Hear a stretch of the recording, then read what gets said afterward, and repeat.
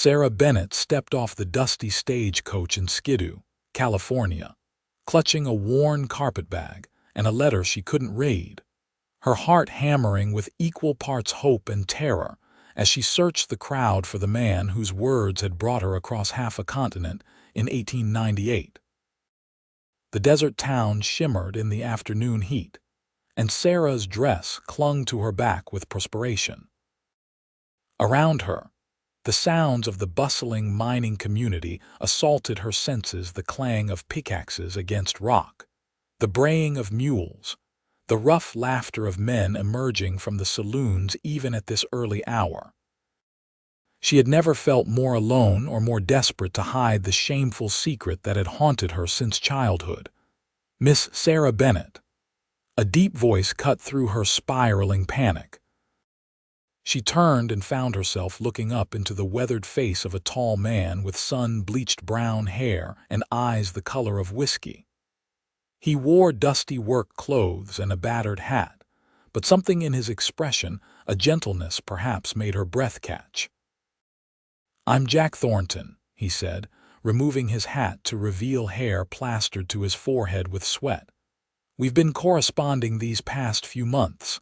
I hope your journey wasn't too difficult." Sarah opened her mouth, then closed it. The practiced words she had rehearsed fled her mind. This man had written her beautiful letters, pouring his heart onto pages she had paid her neighbor back in Missouri to read aloud. He believed he knew her, believed she had responded with equal eloquence.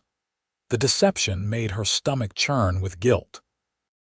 "The journey was long but manageable," she managed, her voice barely above a whisper. "It's very warm here." Jack smiled, and the expression transformed his face from merely handsome to something that made her heart skip. "You'll get used to it. Skidoo's not much to look at, but the people are decent enough. Come on, I'll show you to your lodgings. Mrs. Patterson runs a boarding house for respectable women. I thought you'd want some time before before the wedding." Sarah's cheeks flamed. The wedding. In 2 days, she would marry this stranger, this kind man who thought she could read his lovely words. The lie sat heavy on her tongue, but fear kept her silent. What if he sent her back? What if he was like her stepfather, who had beaten her mother for being ignorant? She had nowhere else to go. The boarding house was a neat white building with blue shutters, a welcome relief from the rough saloons and hastily constructed shacks that lined most of Skidoo's Main Street. Mrs. Patterson turned out to be a plump woman in her 50s with shrewd eyes that missed nothing. "So you're the mail-order bride," she said, looking Sarah up and down. "Jack's been talking about nothing else for weeks. Come on, I'll show you your room. You look dead on your feet." After Jack left with promises to call on her that evening, Sarah collapsed on the narrow bed and finally let the tears come. She had thought herself so clever, finding the preacher's daughter back home to write her responses to Jack's letters. The girl had been sweet and romantic, filling the pages with sentiments Sarah herself felt, but could never express in writing. Jack's letters, or what her neighbor had read of them, had painted a picture of a lonely man seeking genuine companionship, someone to share the harsh beauty of the California desert with him. But how long could she maintain this charade? What would happen the first time he asked her to read something, to write him a note, to do any of the 1,000 small tasks that required literacy? That evening, Jack arrived promptly at 7, freshly washed and wearing what was clearly his Sunday best. They took a walk through the town as the desert heat finally began to break. He pointed out the various buildings, the assay office, the general store, the small church where they would be married. "I have a small ranch about 2 miles outside of town," he explained. "Just a few horses and some cattle. I do some work at the mine when cash gets tight, but mostly I'm trying to build something lasting, something to pass down to children someday if we're blessed." Sarah's heart constricted. "That sounds wonderful." "I know this isn't the most romantic situation," Jack continued, stopping to look at her in the fading light. "But I want you to know that I meant everything I wrote to you. I'm looking for a real partnership, Sarah. Someone to build a life with. I hope that's what you want too." "It is," she whispered, and it was the truest thing she had said all day. They stood in comfortable silence for a moment before Jack cleared his throat. I brought you something." He pulled a slim volume from his jacket pocket. "It's a book of poetry, Elizabeth Barrett Browning. I remember you mentioned in one of your letters that you enjoyed reading poetry." Sarah's blood turned to ice. She took the book with trembling hands, staring at the incomprehensible squiggles on the cover. This was it. The moment her deception would be revealed. "Thank you," she managed. "It's beautiful. Maybe you could read me your favorite piece sometime," Jack said with such open hopefulness that Sarah wanted to die. That night, alone in her room, Sarah held the poetry book and cried until her eyes were swollen. She couldn't keep lying to him. It wasn't fair. But the thought of seeing disappointment replace the warmth in his eyes was unbearable. The next morning brought a knock at her door. Mrs. Patterson stood there with a knowing look. "Come have breakfast with me, dear. I think we need to talk." Over coffee and eggs, the older woman studied Sarah with those sharp eyes. "You're carrying a heavy burden for someone about to be married." Sarah's hands shook around her cup. "I'm just nervous." "Nervous is one thing, terrified is another." Mrs. Patterson leaned forward. "I've been running this boarding house for 20 years, and I've seen a lot of mail-order brides come through. Most are running from something." "What are you running from, Sarah?" The kindness in the woman's voice broke something in Sarah. "I'm not running from something. I'm running toward the hope of something better, but I'm built on a foundation of lies." "Tell me," Mrs. Patterson said simply, and Sarah did. The words poured out how she had grown up poor in Missouri, how her mother had died when she was 10, how her stepfather had refused to send her to school because girls didn't need learning, how she had watched other children read with a hunger that never faded, how she had scraped together money to pay a neighbor to read Jack's letters and the preacher's daughter to write responses.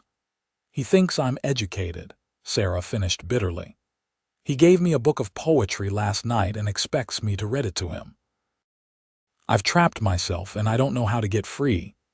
Mrs. Patterson was quiet for a long moment. Then she said something Sarah didn't expect. "Jack Thornton is a good man, one of the best I've known. But do you know what makes him truly special?" Sarah shook her head. "He came to Skidoo 5 years ago with nothing but the clothes on his back and a determination to make something of himself. He taught himself to read when he was 20 years old, Sarah. Taught himself with old newspapers and a dictionary and sheer stubborn will." Sarah's head snapped up. "He what?" "His father was a drunk who kept him working the farm instead of sending him to school. When Jack finally escaped, he was illiterate and ashamed of it. He knows exactly what it feels like to be unable to decipher those mysterious symbols everyone else takes for granted." Hope and fear warred in Sarah's chest. "But that doesn't mean he'd understand me lying to him." "No," Mrs. Patterson agreed. "That's why you need to tell him the truth, today, before you marry him under false pretenses." Sarah spent the rest of the day rehearsing what she would say.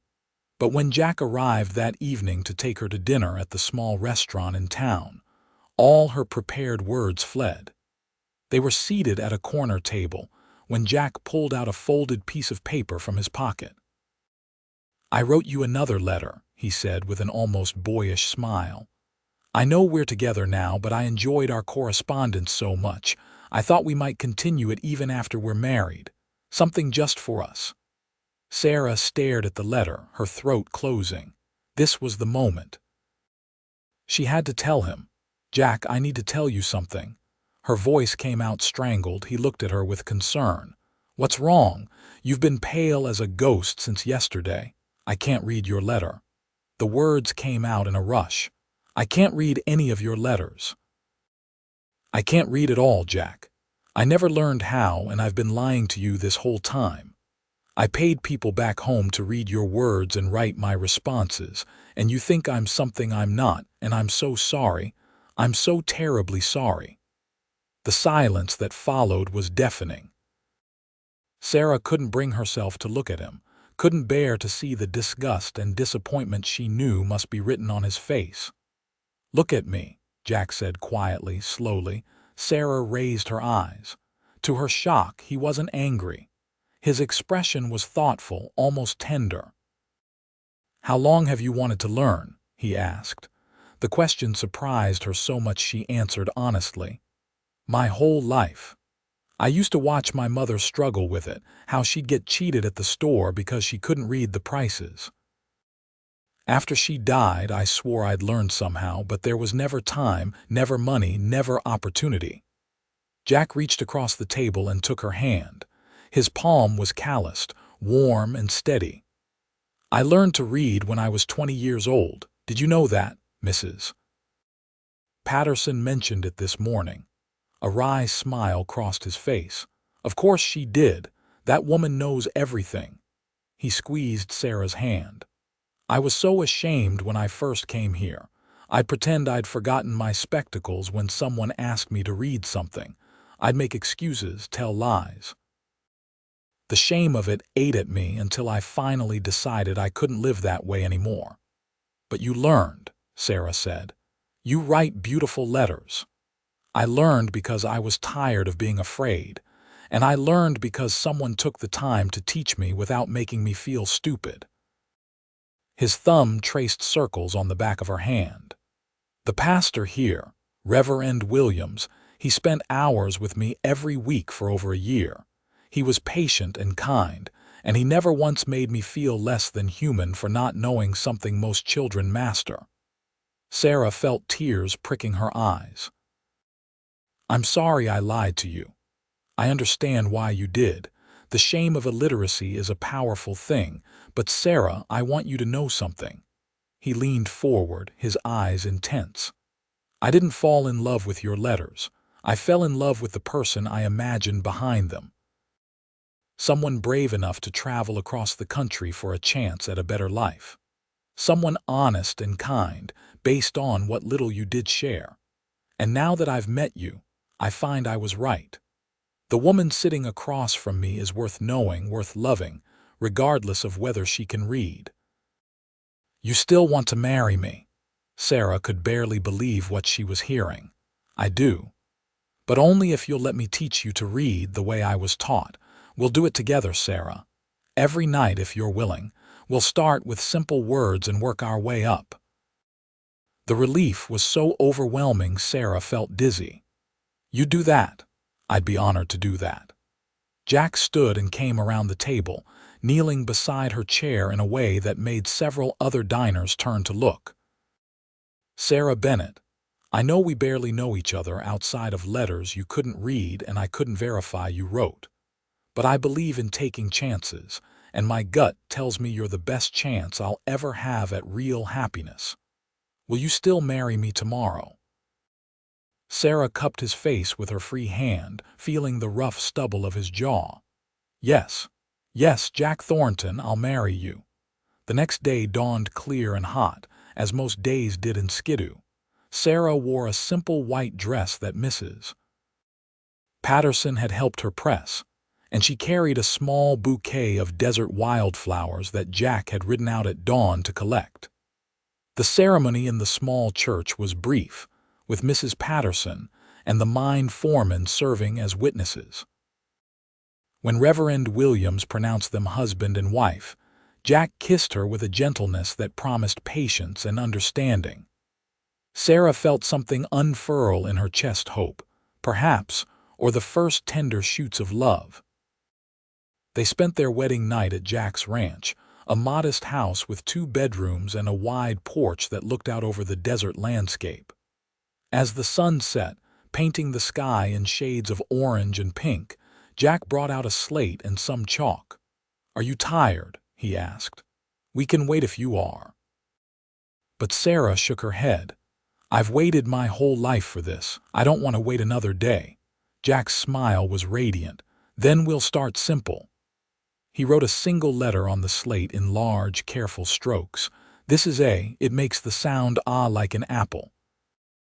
They sat at the kitchen table as darkness fell, and Jack lit a lantern. He went through each letter of the alphabet, having Sarah trace them with her finger, then copy them with the chalk. His patience was infinite. When she made a mistake, he simply smiled and showed her again. "You're doing wonderfully," he encouraged. "It took me weeks to get the letters straight in my head." By the end of the evening, Sarah could write her own name, the letters shaky but recognizable. The pride she felt was almost painful in its intensity. "Look," she whispered, staring at the slate. "That's me. That's my name." Jack kissed her temple. "That's you, and tomorrow we'll learn more." They fell into a rhythm over the following weeks. Jack would work the ranch during the day, and Sarah would practice the letters and sounds he had taught her, copying them over and over until they felt natural. In the evenings after supper, they would sit together and he would teach her new words, new sounds, slowly building her understanding. But he also wrote her letters. Every single night, Jack would spend a few minutes writing her a letter, even though they lived in the same house. He would read it aloud to her, following the words with his finger so she could begin to connect the sounds with the symbols. "My dearest Sarah," he read one evening about a month into their marriage. "Today I watched you hanging laundry, and the sight of you with the sun in your hair made my heart full. I find myself falling more in love with you each day. Your determination inspires me. Your laughter brightens even the hardest days. I am the luckiest man in California to call you my wife." Sarah felt her cheeks warm. "You wrote that, every word." He handed her the letter. "Can you find your name?" She studied the page, searching for the familiar pattern of letters. "There," she said, pointing. "That's Sarah." "That's right, and this word," he pointed to another. "Wife," she guessed, recognizing the W and the F. "You're getting so good at this." The pride in his voice made her glow. By their third month of marriage, Sarah could read simple sentences. Jack had bought her a primer meant for children, and though she sometimes felt foolish working through lessons about cats and dogs, the thrill of understanding never faded. She also began to understand the depth of her husband's character.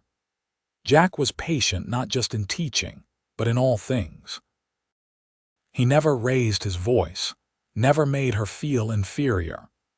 When she struggled with a particularly difficult word, he would simply break it down into smaller pieces, making it manageable.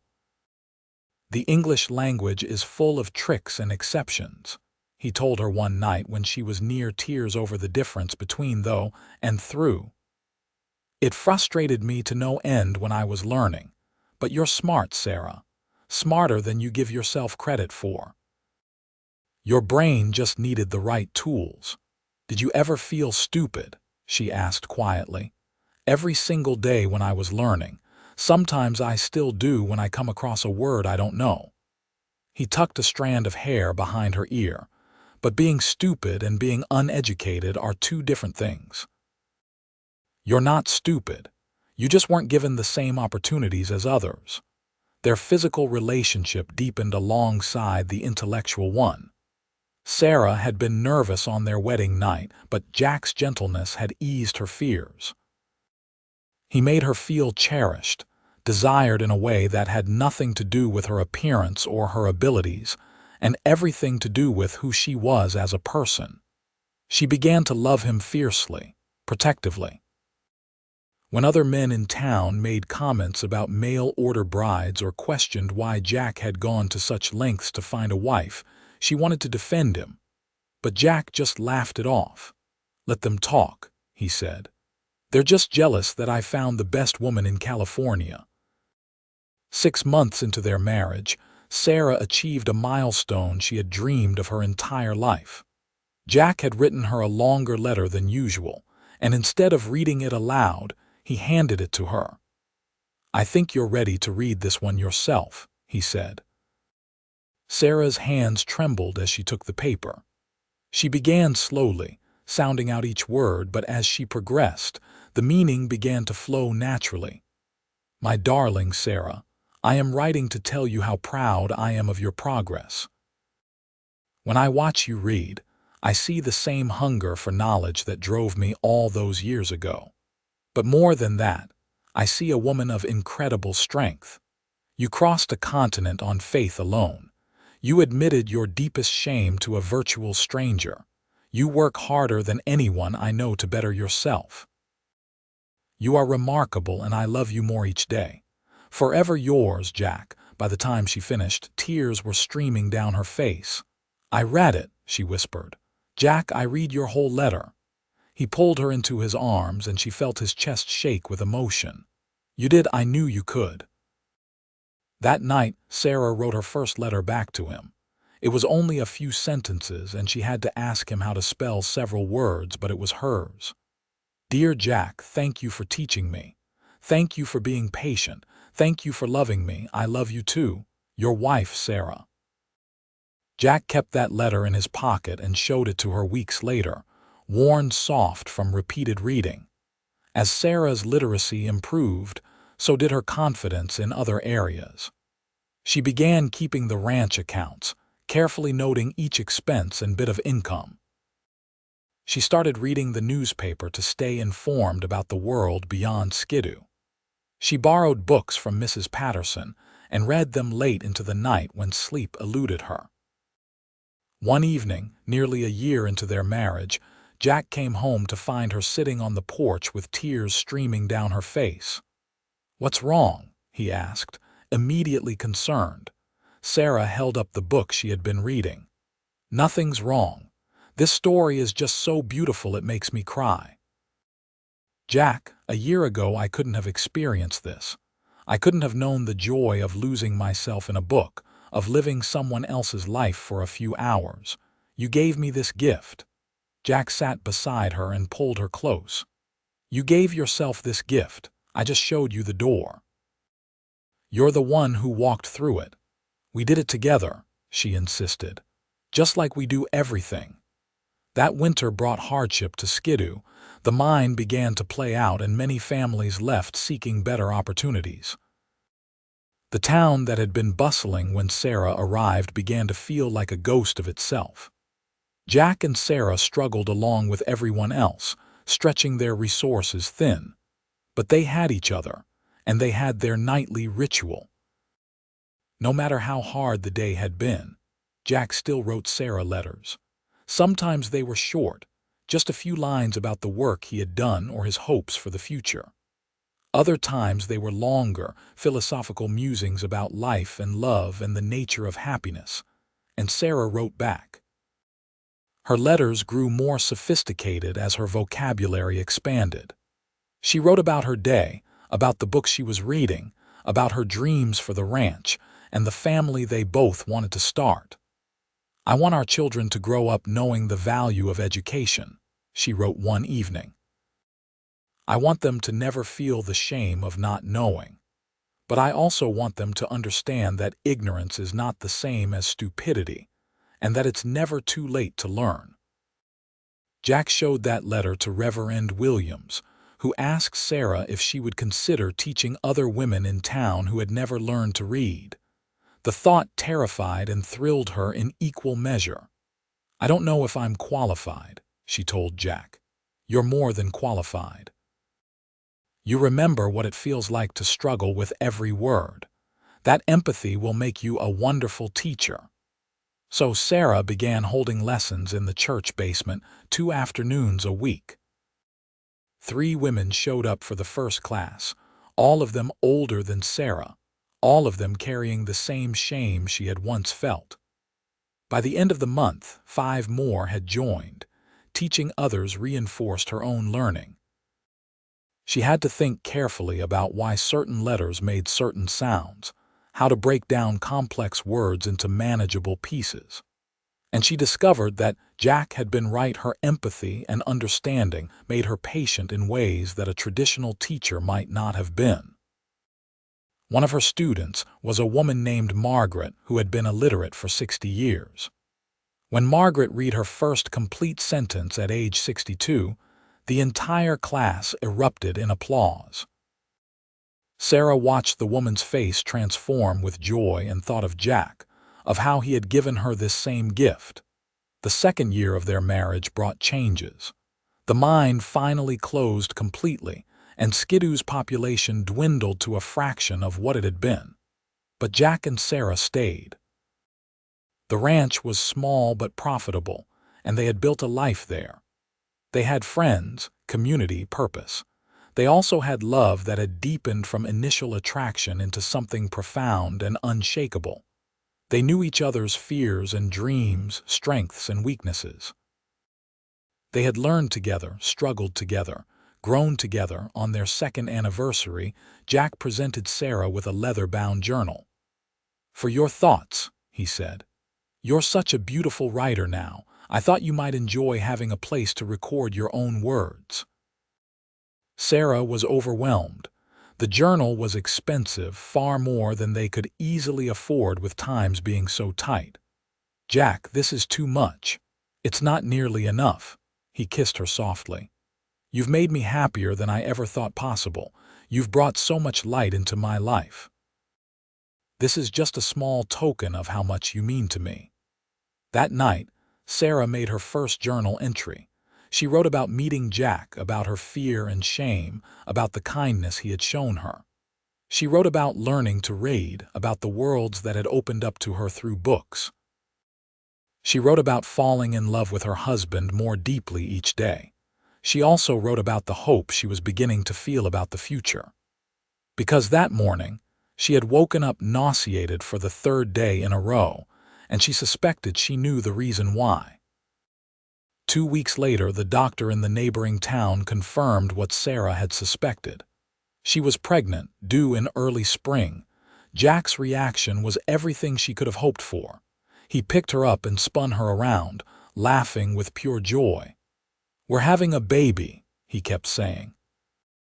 "Sarah, we're having a baby." That night, he wrote her the longest letter yet, full of his hopes and dreams for their child. Sarah read every word, and then she wrote him back, matching him hope for hope, dream for dream. The pregnancy was difficult. The desert heat in summer was oppressive, and Sarah struggled with nausea and exhaustion. But Jack was attentive and caring, taking over many of her usual chores and making sure she rested as much as possible. Her reading lessons had to be suspended temporarily, but her students understood. Margaret and the others brought her food and supplies, grateful for what she had given them. "You changed my life," Margaret told her one afternoon, holding Sarah's hand. "I'm 70 years old, and you made me believe I could still learn new things. You gave me back my dignity." Sarah squeezed her hand, too emotional to speak. This was the legacy of Jack's kindness, rippling outward to touch other lives. Their son was born on a March morning in 1900, after a long and difficult labor. Jack held Sarah's hand through all of it, reading to her between contractions from her favorite book of poetry to help distract her from the pain. When the midwife finally placed the squalling infant in Sarah's arms, she and Jack both wept. The baby had Jack's eyes and a shock of dark hair, and he was the most beautiful thing Sarah had ever seen. "What should we name him?" Jack asked, tracing a finger over their son's tiny hand. Sarah had been thinking about this for months. "James. After your father, but with the hope that he'll be a better man." Jack looked surprised. His relationship with his father had been complicated at best. "Are you sure? Your father made mistakes, but he gave me you. That's worth honoring. Besides, James Thornton is a good, strong name. And we can call him Jamie." "Jamie Thornton," Jack said softly, testing the name. "I like it. Our son, Jamie." The early months of parenthood were exhausting but joyful. Jack and Sarah took turns walking with Jamie when he cried at night. They marveled over every tiny milestone: his first smile, the way he tracked objects with his eyes, how he would grip their fingers with surprising strength. The ranch work continued, more challenging now with an infant to care for, but they managed. Sarah was surprised by how much she loved being a mother, how fiercely protective she felt of this tiny human they had created. But she also missed the intellectual stimulation of reading and learning. When Jamie was 3 months old, she tentatively asked Jack if they could resume their nightly letter writing. "I was hoping you'd want to," he admitted. "I've missed it too. How about this? I'll handle Jamie's late-night feeding, and you can have an hour to yourself to read and write." It became their new routine. After putting Jamie down for the night, Jack would write Sarah a letter while she read or worked in her journal. Then they would exchange letters, reading each other's words by lamplight.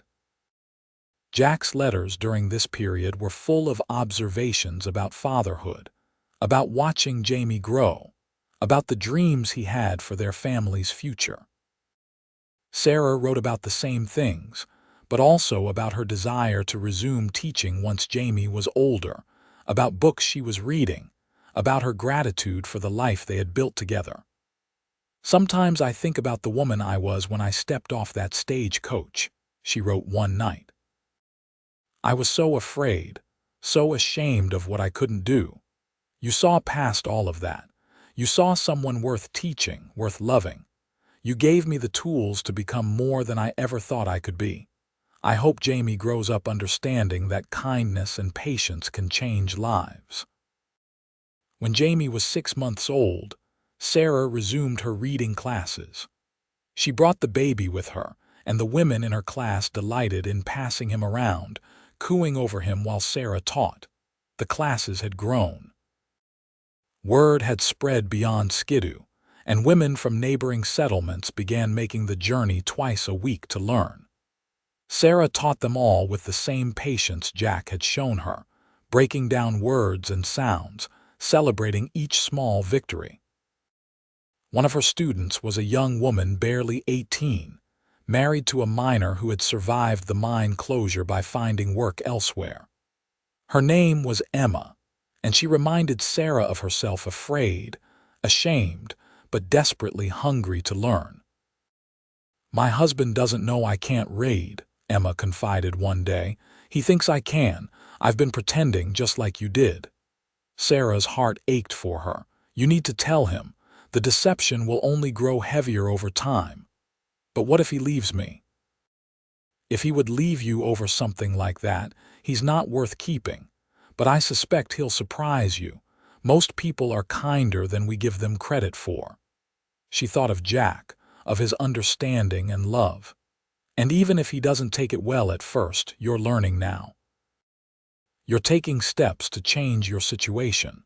That's something to be proud of."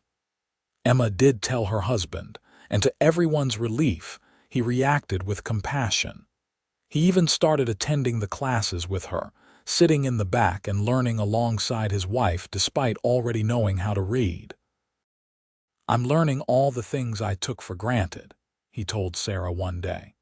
"Watching Emma struggle with words I've known since childhood makes me appreciate what a gift education is. We're going to make sure our children never face what she faced." These stories filled Sarah with purpose. Every woman she taught represented a life changed, a family impacted. It was a legacy she could be proud of, a way to pay forward the gift Jack had given her.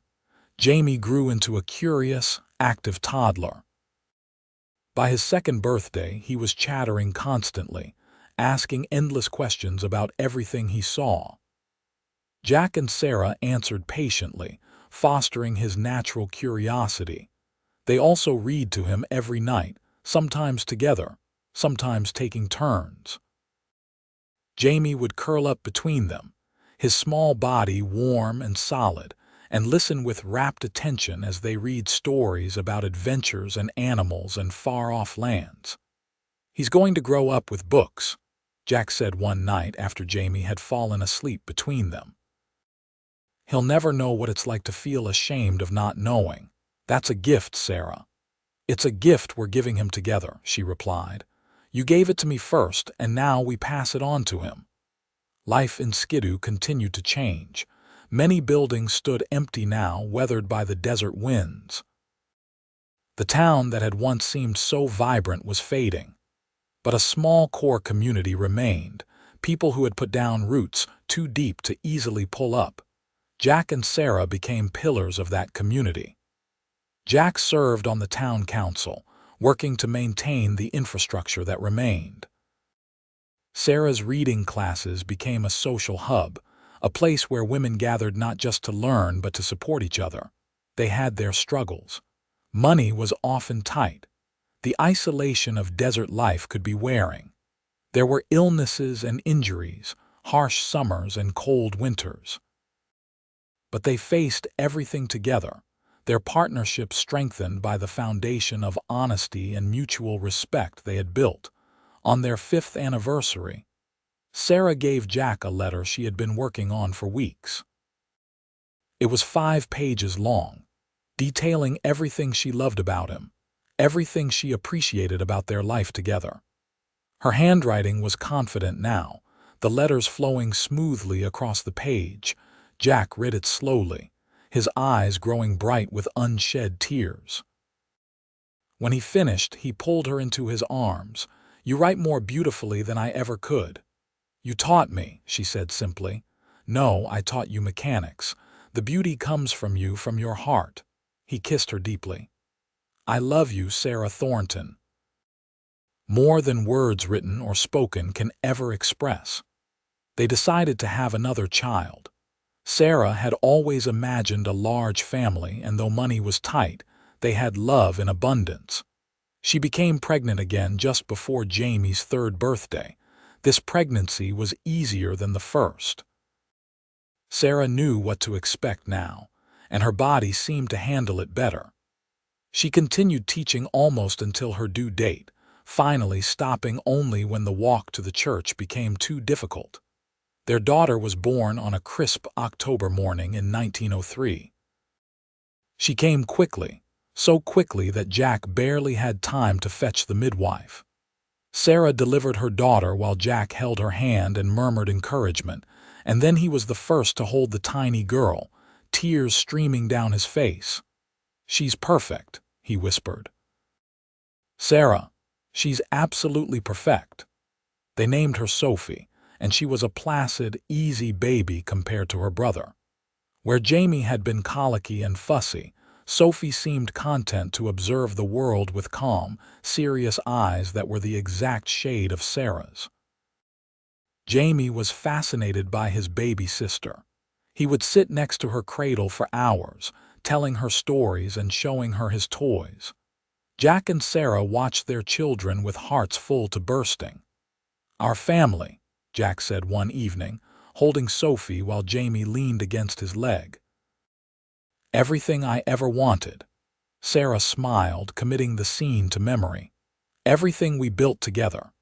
As the children grew, so did the tradition of letter writing. Even though they lived in the same house, Jack still wrote Sarah letters several times a week. They had accumulated hundreds by now, tied in bundles and stored in a trunk.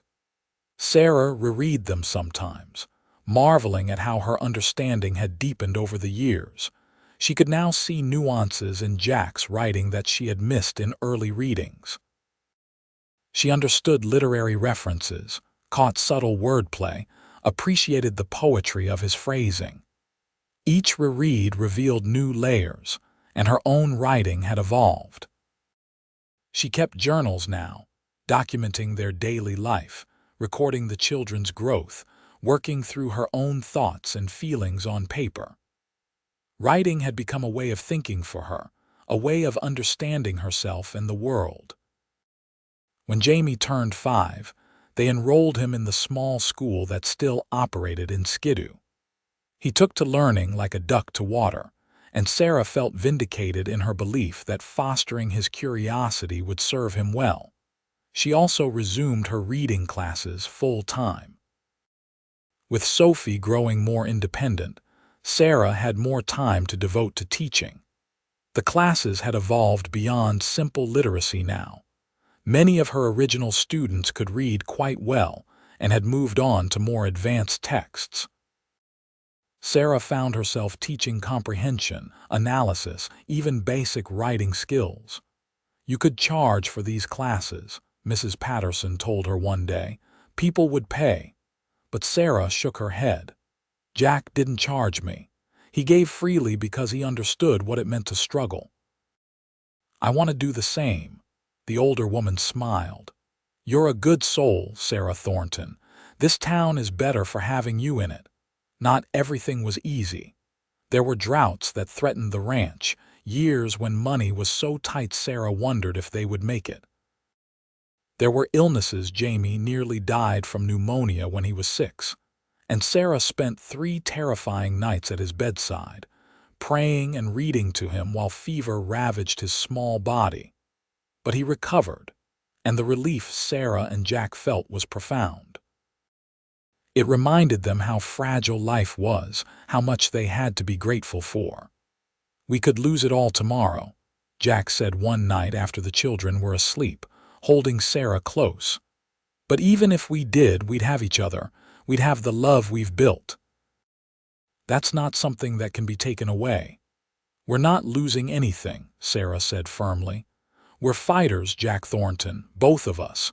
We've fought for everything we have and we'll keep fighting. And they did. When drought threatened, they dug a deeper well. When money was short, Jack took work with neighboring ranches. Sarah sold eggs and butter in town, adding every penny to their savings. They were scrappy and determined, and they survived. By their 10th anniversary, Skidoo had stabilized at a small but sustainable size. The mine was long gone, but the ranching community that remained was tight-knit and supportive. Jack and Sarah's ranch had grown modestly but steadily. They had a good life, not wealthy but comfortable. More importantly, they had a partnership built on love and mutual respect.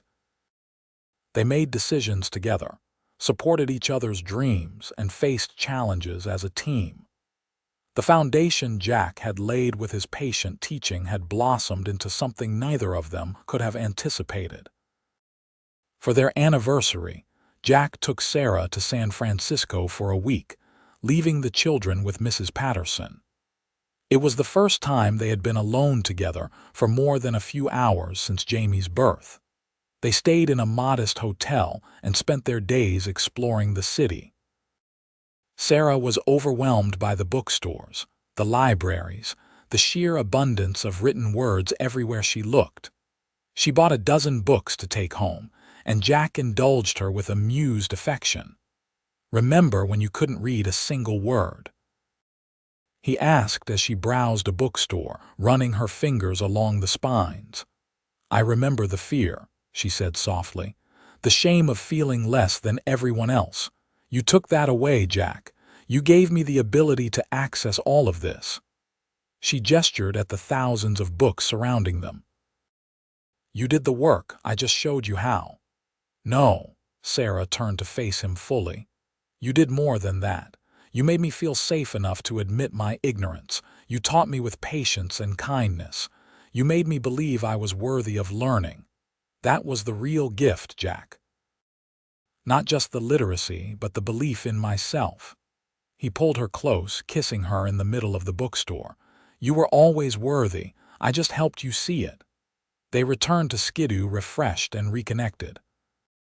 The children were thrilled to see them, and Sarah dove back into the familiar rhythms of ranch life with renewed energy. She also started a new project. Several of her students had expressed interest in learning to write more than just basic notes. They wanted to tell their own stories, to record their lives and experiences for future generations. Sarah began teaching a writing workshop on Saturday afternoons.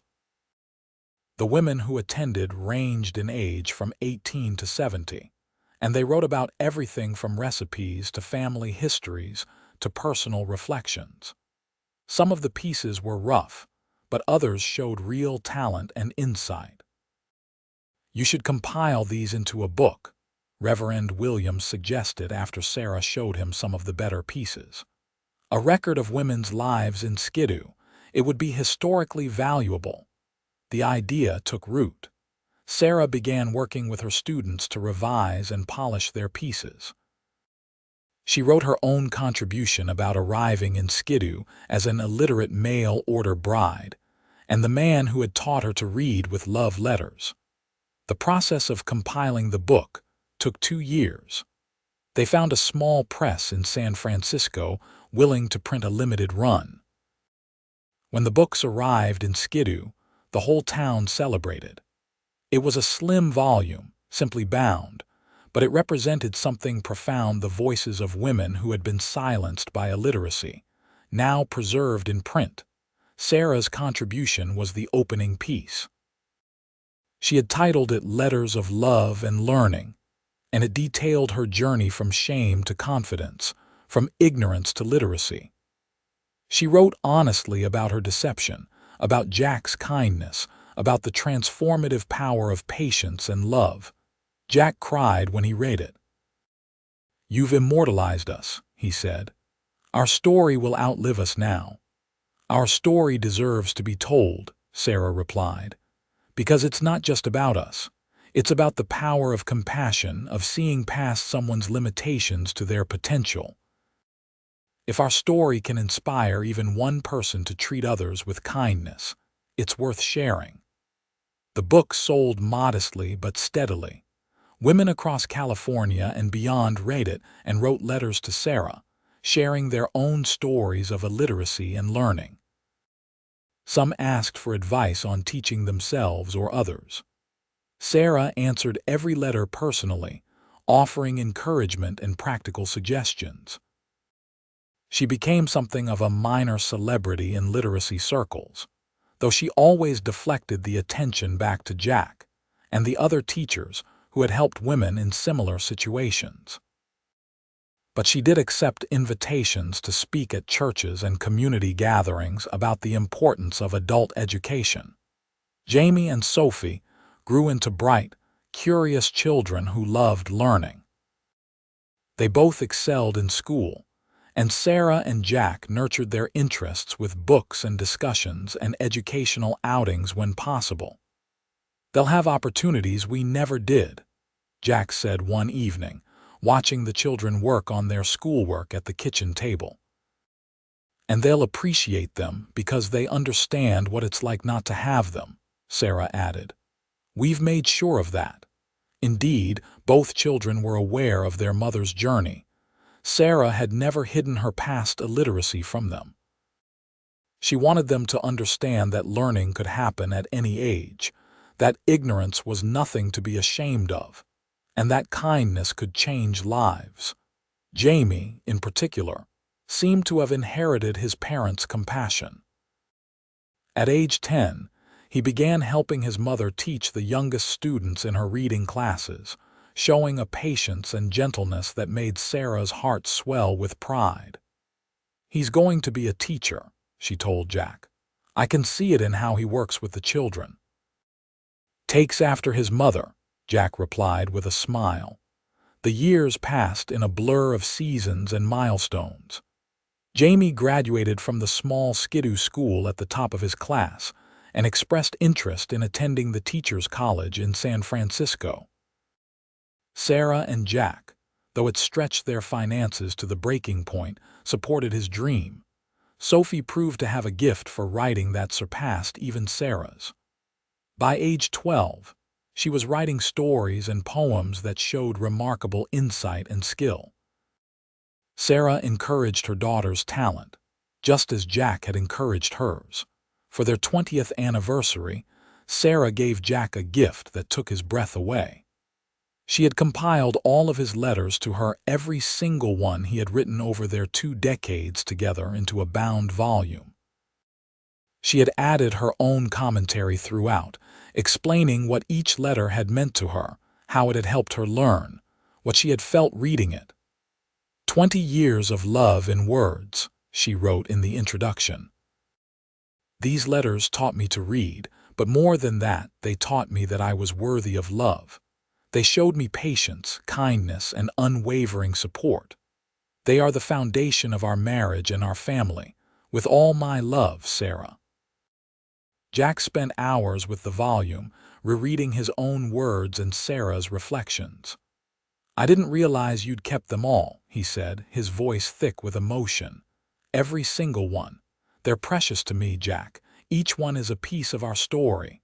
He pulled her into his arms. "You've given me the best 20 years of my life. I wake up every day grateful that you stepped off that stage, coach, that you took a chance on a lonely cowboy with more hope than sense." "You took a chance on me too," Sarah reminded him. "You could have been angry when I confessed I couldn't read. You could have sent me away. Instead, you gave me the world." They stood together in the fading light, holding each other, reflecting on the journey they had traveled together.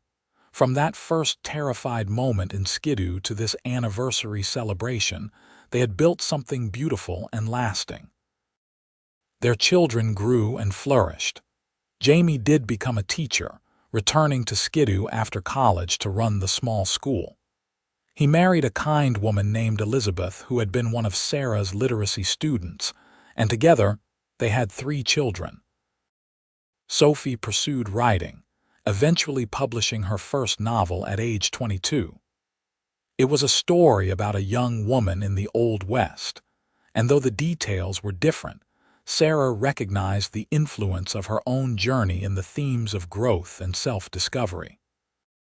Sarah continued teaching into her 50s, finally retiring when arthritis made writing on the chalkboard too painful. By then, she had taught over 200 women to read, each one a ripple of change spreading through the community. Jack remained active on the ranch with Jamie's help, though he too slowed as age caught up with him. But their nightly letter writing never stopped. Even when they were both in their 60s, Jack would write Sarah letters and she would write him back. The letters grew shorter as the years passed, sometimes just a few sentences, but they were no less meaningful. "My dearest Sarah, my hand shakes as I write this, but I wanted you to know that loving you has been the greatest adventure of my life. Your Jack." "My darling Jack, you taught me to read, but more importantly, you taught me to believe in myself. I love you more than all the words in all the books in the world. Forever yours, Sarah." On their 40th anniversary, surrounded by children and grandchildren, Jack and Sarah renewed their vows in the same small church where they had married. Both moved slowly now, their hair silver, their faces lined with age.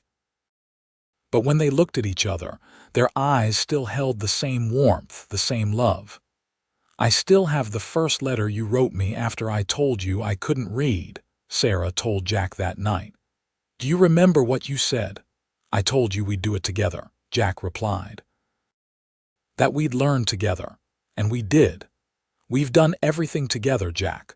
40 years of partnership, of love, of growing and learning. I wouldn't change a single moment. Neither would I." He took her hand, his grip still strong despite the tremor of age. "You're still the best chance I ever took. Sarah Thornton."